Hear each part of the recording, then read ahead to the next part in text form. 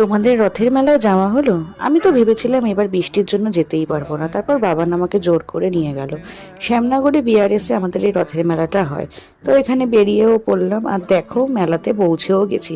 কি সুন্দর রথটাকে সাজিয়েছে দেখো, প্রত্যেকবারের মতো। এত ভাল লাগছিল। তারপর আমি আর বাবার মিলে একটু মেলাটা প্রথমে ঘুরলাম।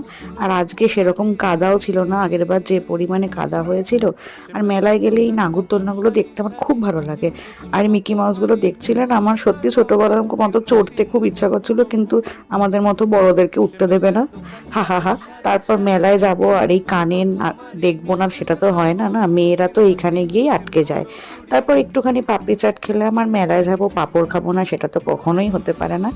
তারপর বাড়ি ফেরার পথে সবার জন্য একটু জিলিপি নিয়ে নিলাম, দুই বাড়ির জন্য, শ্বশুর বাড়ির জন্য আর আমাদের বাড়ির জন্য। তারপর ঠাকুর নমস্কার করে আমরা বাড়ির দিকে রওনা দিলাম।